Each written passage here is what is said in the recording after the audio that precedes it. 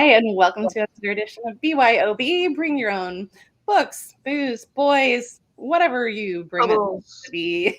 Bubbles. We don't care. Bring it with you. As always, I am Nola Nash, and I am drinking my Malibu Splash as long as I can get these. I fear that they're seasonal, and I'm going to have to change. Being Nola, I am the only one drinking anything today. That is par for the course. Again, she would be the drinker. I'm straight. It's me. I know. Kiersten and I were just saying it's 4:00, and I'm out. I'm not teaching. My teaching day is over. The bar is open, so I've got my Malibu. And right over here is Laura Kemp. Hi, and I've got nothing, and I ate a granola bar before I came downstairs, so I'm kind of thirsty. I don't have anything to drink. Jealous of my drink. And we've got a great friend with us today. We've got Kiersten Modglin, who is with us, and I absolutely love this lady, and I hope that you guys, if you've never seen any of her books, we're going to talk about some of her books today. You really need to go read your Kiersten Modglin book. Like, it will suck you in. They're so good. I guess you would call them domestic thrillers. Is that what you would call them, Kiersten? Yeah, domestic or psychological. Some are more psychological than domestic. They are so good. They are so good. I just read my first one. I'm excited. The arrangement after seeing your viral TikTok. Yeah, video. I love it. I read it so quickly too. Yeah, maybe I'm a very slow reader. Like 4 or 5 days is pretty quick for me. It actually took me a couple of days to get through Our Little Secret, just because I kept having to stop and do life and work. And that was annoying because Laura knows, I like to sit down and I will read a book in a day. Like, it's just, give up the day and read the book. Mm-hmm. But it took me a couple of days to get through Our Little Secret, but y'all, totally worth it. We've got some friends joining us today before we kind of get into the nitty gritty here. Diane is here. Diane, I'm so glad you were able to join us. I know you had some things going on earlier today, so glad you could pop in. Patricia Sands is here. Hi, Ontario. Diane is actually joining us from, not Diane. Sharon is joining us from Minnesota, and Diane, of course, she's a fan. She knows Kiersten's books, and we love Phyllis. Phyllis is here with us as well. So we've got some great friends joining us today, some fantastic friends. We're going to keep an eye on the comments. So if you have comments or questions for Kiersten, or just commenting on the show in general, please put those comments in the comment section of wherever you were watching it from, and then we will answer those as we can. If we don't get to all of them, I know that we all kind of, we flutter through the comment sections in different places, and we'll pop in and answer what we can a little later on as well. So keep those comments coming. Patricia was just watching our mouths move, apparently. Yeah. She can't get the sound to work. We're going to talk really slowly for Patricia. No, she'll figure it out. I'm sure she will. And can't miss this show. This BYOB is a lot of fun, y'all. We have a good time here. So we're really excited to have Kiersten with us, and we're going to talk a little bit about Kiersten's books, but one of the first things that we always do is we like to talk about what we're reading. So we have our What You Reading time, and this is a great way for us to share what we're reading, but also for you to start adding to your to be read list. And most of us have lists longer than we will ever get to, but we always like to share some books because this is how we kind of figure out what's good out there, is by having people share. There's so many books to choose from. How do you know what you want to read unless somebody tells you, hey, that book was really, really great? And Diane, we're going to get to your question here in just a second, because that's a great question for Kiersten too, because that question about celebrating releases, Kiersten could be partying like every day with the number of books that she puts out. Never ending. Never ending. I am reading right now The Brass Queen by Elizabeth Chatsworth, and I had the privilege of interviewing Elizabeth. She's a lovely lady, and Elizabeth's book, The Brass Queen, is a steampunk Victorian era kind of romance adventure.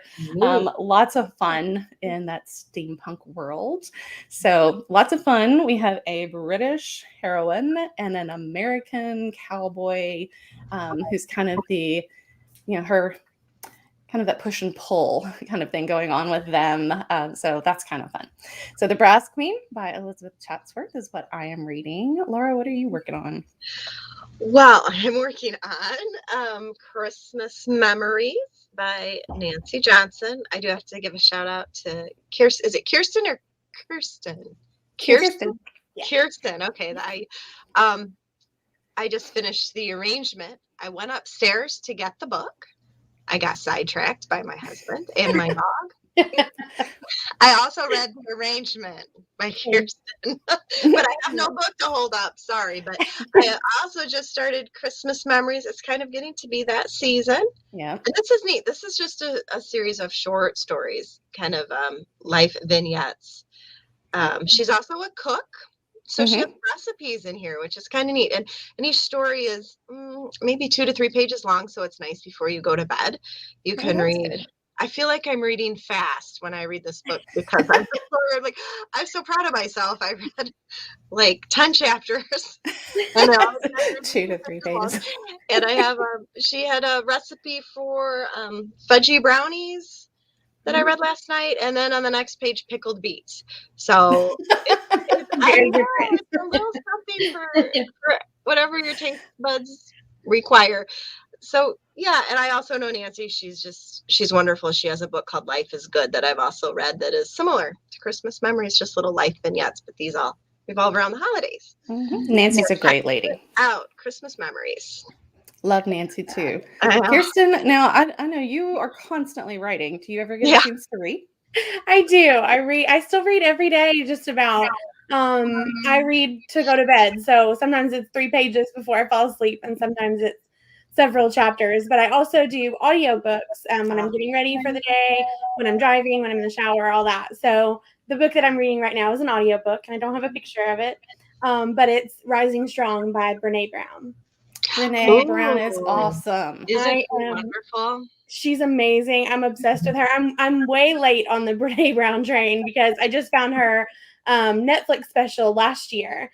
And I sent my friend a message. I was like, if you've never heard of this lady, she has a great, and she's like, oh girl, I'm way ahead of you. I've read all her books.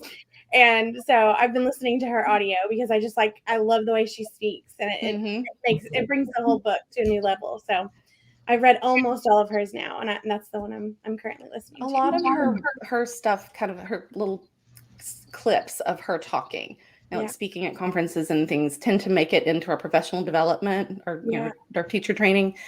She's just really cool. I love her perspective on things. I mean, Brene Brown is awesome. She resets her mindset. Exactly. How you think about things. So what's the name of the book again, Kiersten? Rising Strong. Rising Strong by Brene Brown. Sharon's reading The Spires by Kate Moretti and says it is really good so far.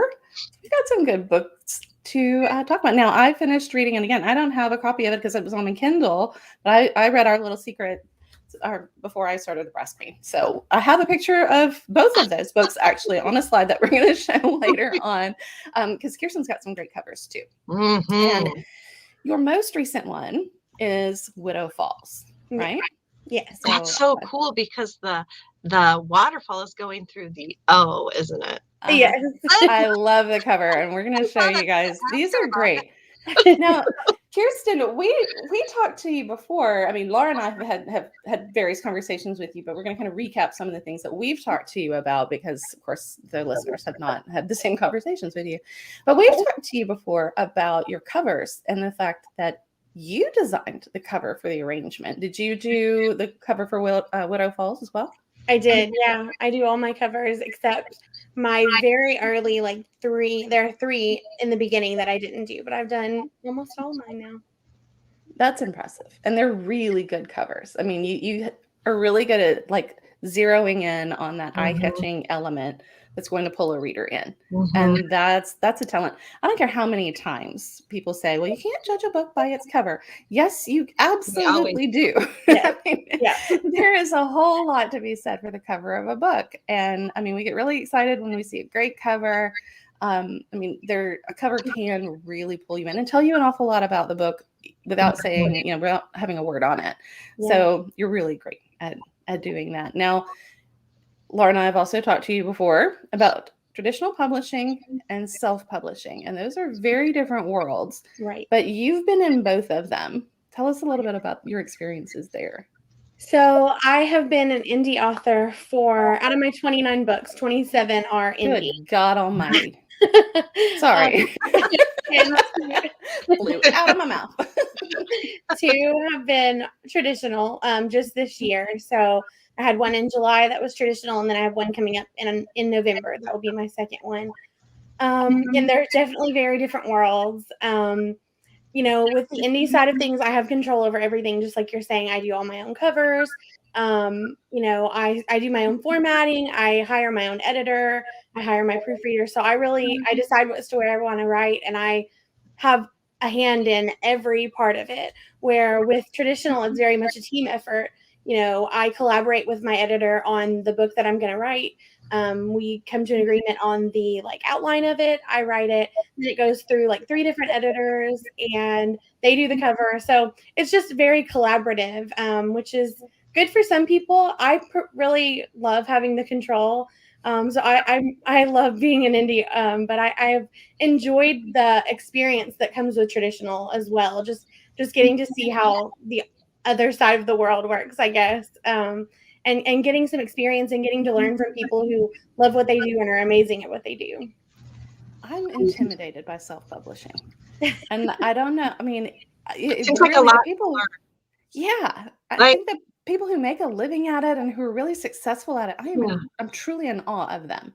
Thanks. Absolutely am. Like Laura said, it's a lot to learn. How long did it take you to get proficient at man, what you're doing? I've been doing this for 5 years. I didn't get successful at all. I didn't even break even until last year. So about 3 years of really learning and trial and error. But I had no idea what I was doing when I started. I didn't even know the self-publishing world existed. I was really just trying to figure out, kind of my footing, because I really wanted to be published. And I kind of got in contact with several self-published authors that they were like, you should try this. There are really successful groups on Facebook. You can learn everything. And I Googled and watched YouTube videos. And like I said, I didn't design my first covers because I just had no idea what I was doing.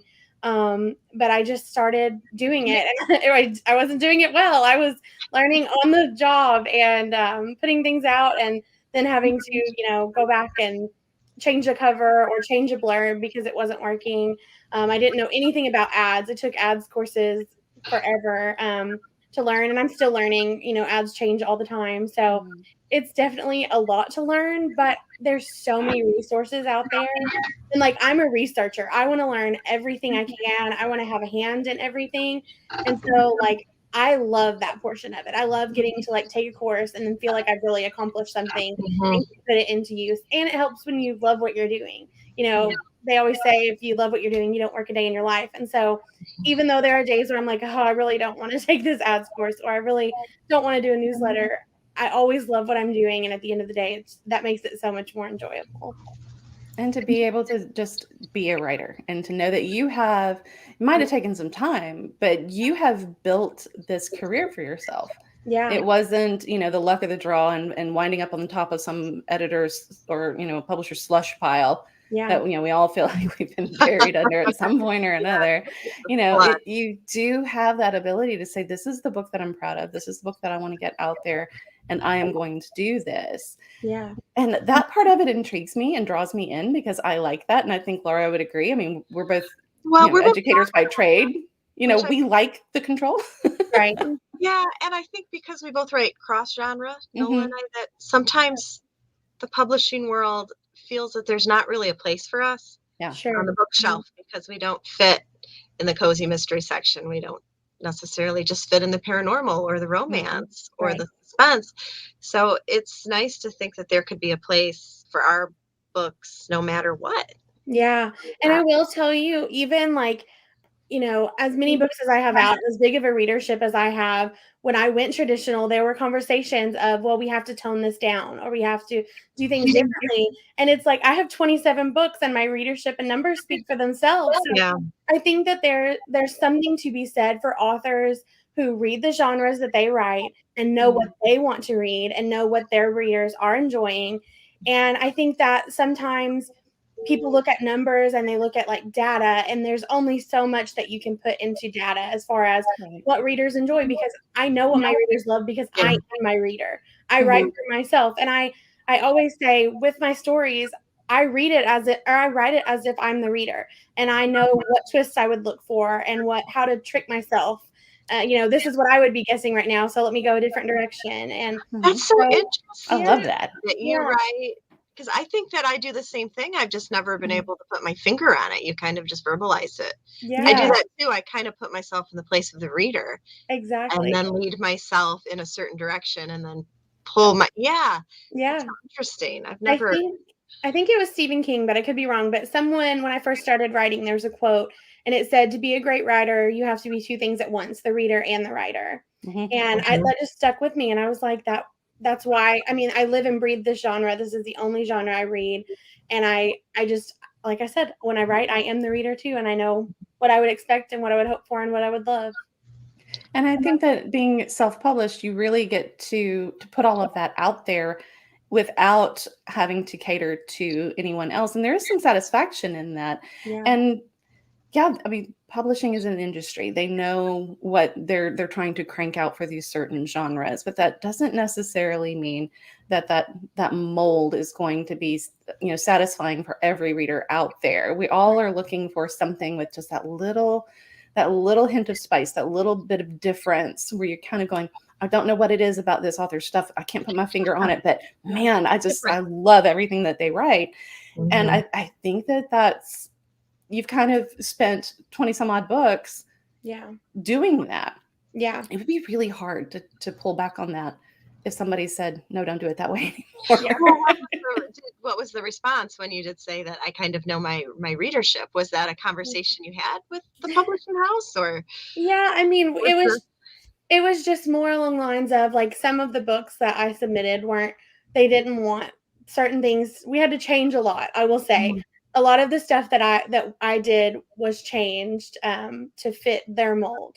And so, like I said, I have 27 books that are indie, and all the rest of mine will be indie. I love having the control, and I want to, at the end of the day, I really want to write the stories that I want to tell, and I want to. I mean, like I said, I have built up a readership that supports my family, that comes back book after book after book, and loves my work. And so I'm not going to change and upset them and do something different when what I'm doing I love and they love. So it just doesn't make sense for me to change what I'm doing, No, and when you're a storyteller, you want to tell the story that you want to tell. Otherwise, why do it? Exactly. It's very hard. Somebody else's story. Yes. I think if I'd come into it like not having the experience behind me that I did, it would have been like, well, this is how it goes and this is what you're supposed to do. But because I came into it with all this experience behind me, I was like, no, this is not how I work. This is how and I'm not saying that it's right or wrong. They could be totally right, and I could be a million times more successful if I was listening to them. But would you be happy? And I guess it comes down to that. Absolutely. And I'm so happy doing what I'm doing and telling the stories that I love. And I have an amazing team behind me, my editors. But at the end of the day, even their suggestions, if I don't want to take it, I don't have to. And there's no power in that. And being able to say, no, this is the way I want it to go. And, if my readers love it, that's great. And if not, then that's my bad. The fault falls on me, but the praise falls on me too. So. And it's still your story at the end of the day. Yeah, exactly. You own every piece of it. And I mean, my whole thing is, I don't know that I would know how to do the production end of it. Like that's the part that intimidates me. I can do the editing part. I can work through that. As much as I love to play on Canva and graphic design, I think I could probably get the cover down. Laura knows I'm going to say mild addiction, but I feel like there's probably a support group I need to be in. Mediocre addiction. It's pretty bad. But I think that side of it I could do, but actually getting the formatting and figuring out how to get it all out there, that's the part that intimidates me. And I wonder if that's the part that intimidates other authors as well. The marketing side of it, I actually have a background in marketing, but I don't know that I know how to market a book, and how to do the ads, like you said. Sure. But I wouldn't even know how to get to the formatting part of it to have anything to sell, because I don't know that I could do that to even get to the ads part. Yeah. That's intimidating. The good thing is formatters are relatively inexpensive. You can hire them to do it. I have Vellum. I believe that's how you pronounce it. Mm-hmm. It's a program that I use, and it's literally you upload the document. I learned it in like 2 hours. You just click buttons. It all puts it together for you. And then I love it because I can go back and make all the edits that I need to. If a reader finds a typo, or if I need, I go back and update my back matter as often as I release. I do that pretty often. And so I can go in and do that anytime rather than having to pay a formatter to do it every single time I need an edit done. And so that's also easy. And there are a ton of formatters out there in the writing groups that I'm in. That's how I found them when I first started, because I didn't know how to do it either. So yeah, that's all. And then, like I said, with ads, I took courses and did Google. And I mean, you just play around with really small budgets in the beginning, $3 a day and that sort of thing, and learn as you go, That's great information. And I know Laura and I have talked about Vellum before. And yeah. Is that with Mac? Is it on Mac?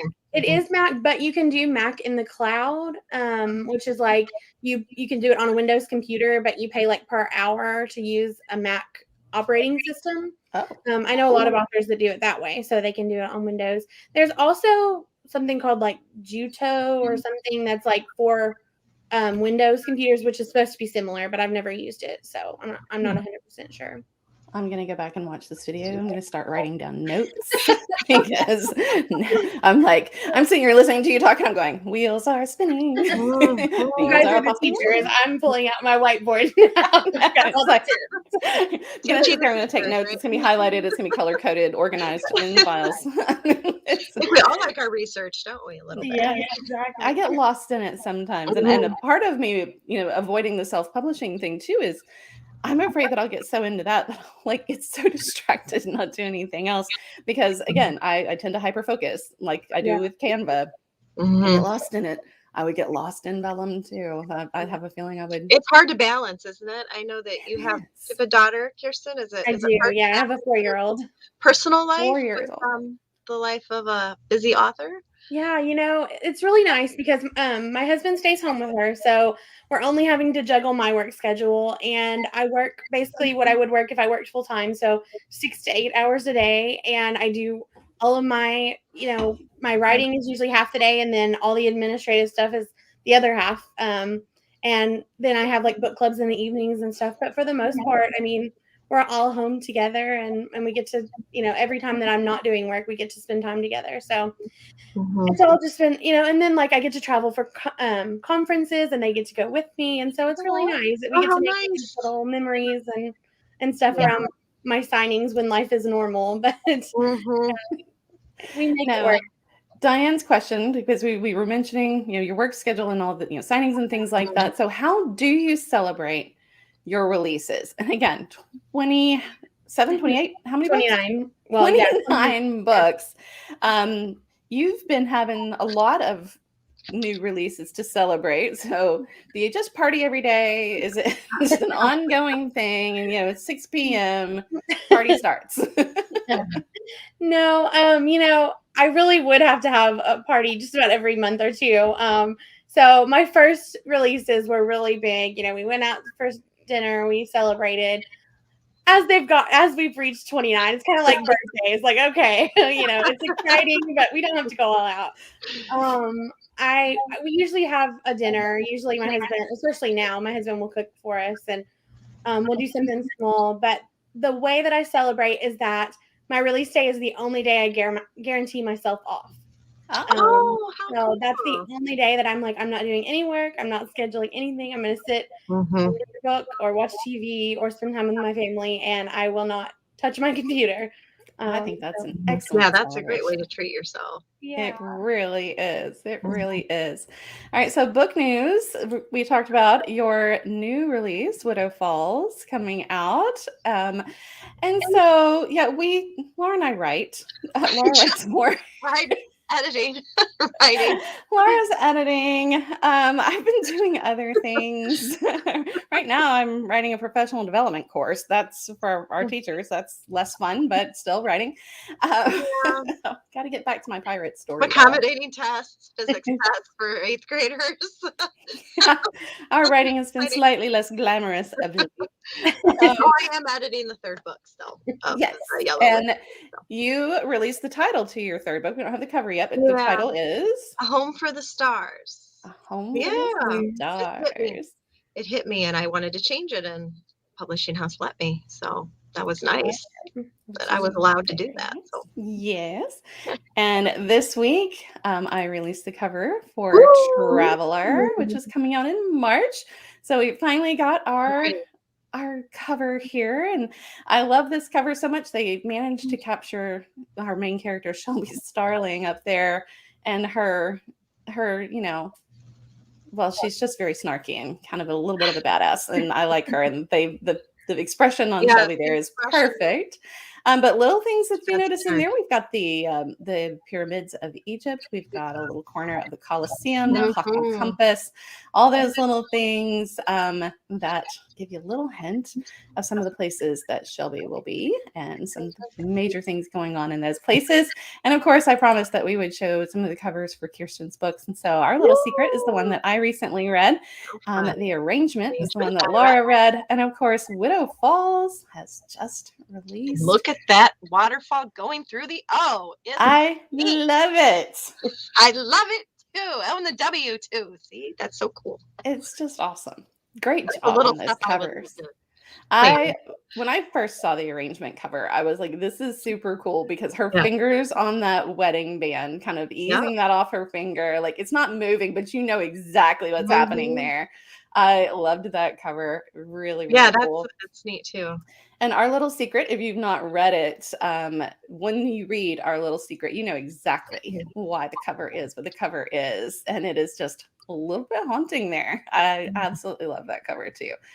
Great books, all 3 of them. So guys, go get you some of Kiersten's books. There are plenty to choose from, and all of them are good. So you definitely want to go and do that. Oh, lots of folks are tuning in. We've got lots of folks. Sorry, guys. I was doing other things, and I'm just now catching up on the comments over here. You guys are fantastic and joining us today. And Kiersten, I want you to, as we're kind of wrapping up here, let folks know where they can find you on social media so that they can catch up with you and everything going on with you. Yeah, so I'm everywhere. I'm on Facebook, Instagram, TikTok, Twitter, just about everywhere. And my username is always the same. It's Kiersten Modglin Author.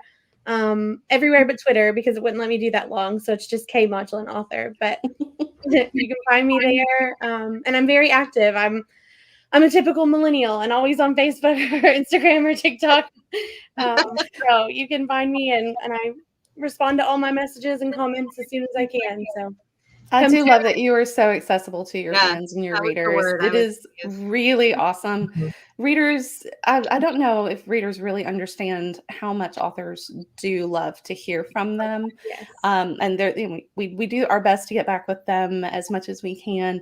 And you are fantastic at that, at engaging with your readers. So you truly have a gift in that regard. And so guys, pick you up one of her books and reach out, let her know what you thought. Authors love to hear that. So Kiersten's definitely accessible for you, so do that as well. So find her on social media. Laura, tell everybody where you are on social media too.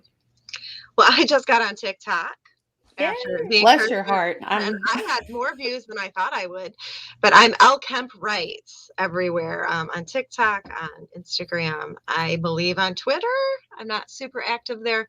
And then Facebook, my Kemp Camp page. And we'll be doing a ghost hunt tomorrow night on Kemp Camp on the second line. Yeah. Yep. So Kemp Camp, which is Laura's Facebook group and my Facebook group, Nola's second line. we join forces on a lot of different fun things. And Laura's going to be my guest tomorrow night for a special event of Dead Folks Tales brought to you by Authors on the Air Global Radio Network, just like BYOB is.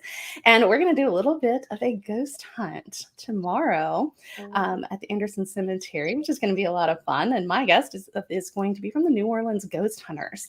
And then we have our regular Dead Folks Tales show that will be following immediately after that, where we're going to chat with the New Orleans Ghost Hunters. So we've got a fun night on Dead Folks Tales coming up for you tomorrow with Laura Kemp. And of course, I am Nola Nash. I am at Nola's Second Line on Facebook, and I am at Nola Nash Writes on Instagram and Twitter as well. So join us, reach out to us, and make sure that you tune in next month for another edition of BYOB. Bring your own booze, books, boys, bubbles, whatever. It starts with buddies. We got Kiersten. We brought a buddy today is what we did. A buddy. We brought a buddy. So we thank you so much for joining us, Kiersten, and for all of you who have commented and are joining us, whether you're watching us live or you're watching on the replay or listening to the audio podcast wherever you get your podcasts. This has been BYOB, a syndicated copyrighted podcast of Authors on the Air Global Radio Network. And special thanks to our producer, Roman Siriton, and our executive producer, Pam Stack. We hope that you will join us again next time. Thanks so much, Kiersten, and we will see you all very soon. Bye.